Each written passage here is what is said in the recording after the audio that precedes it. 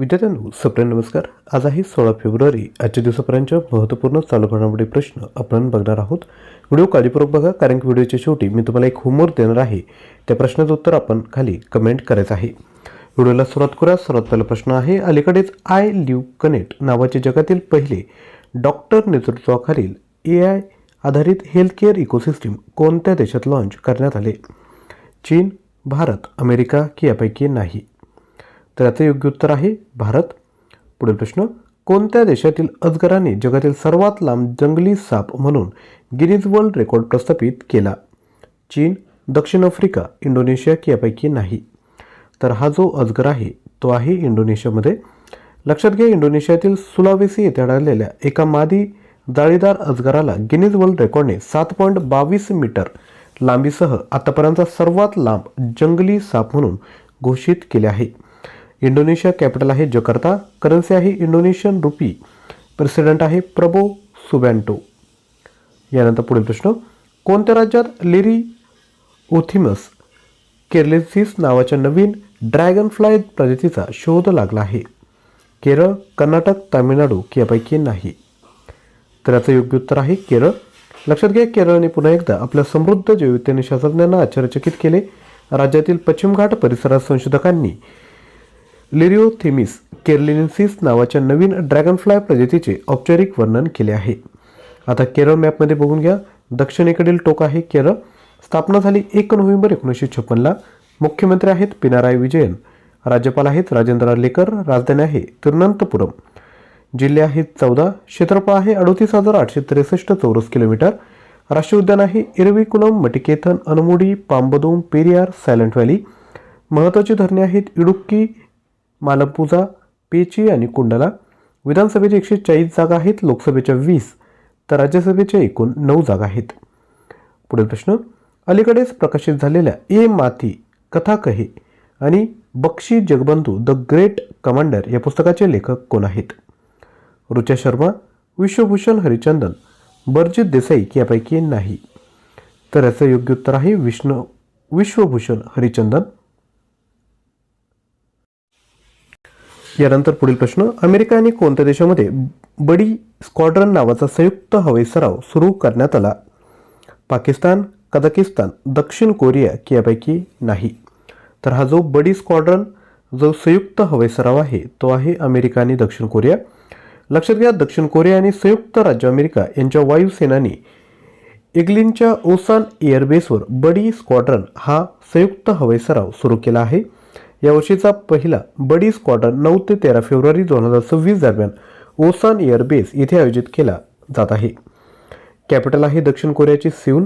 Currency आहे SK1 आणि president आहे ली जे म्यूग आणि हा त्यांचा फोटो आहे.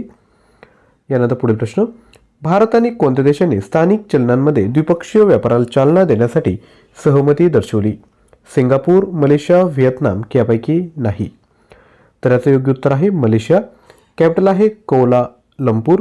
करन्सी आहे माल रिंगिट आणि प्राईम मिनिस्टर आहे अनवर इब्राहिम आणि हा त्यांचा फोटो आहे.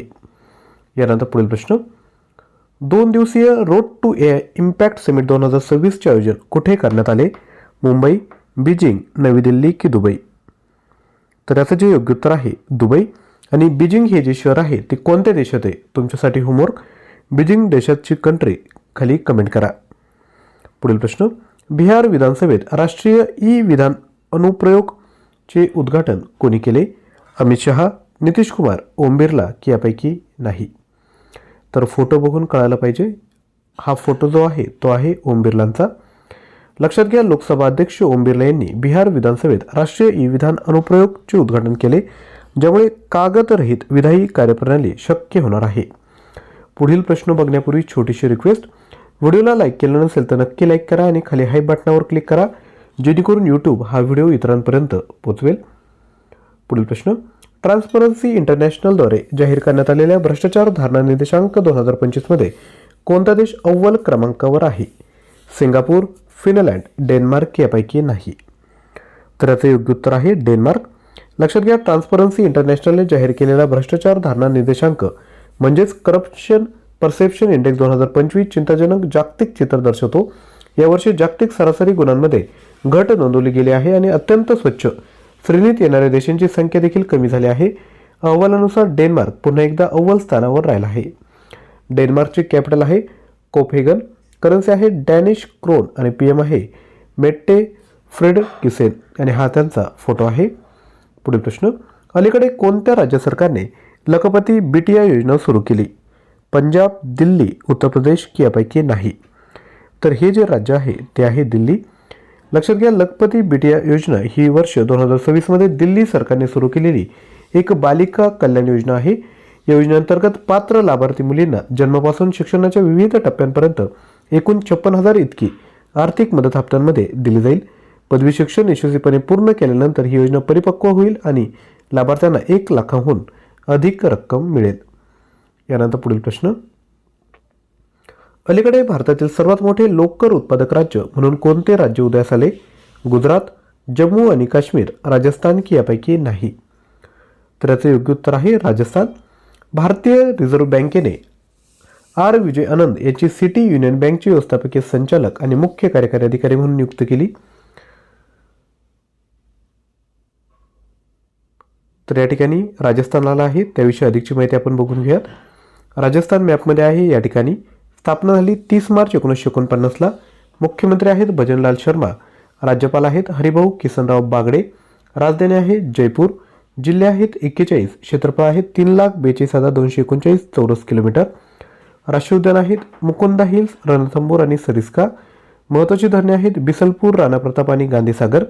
लोकसभेच्या 25 जागा आहेत, राज्यसभेच्या 10 तर विधानसभेच्या 200 जागा आहेत.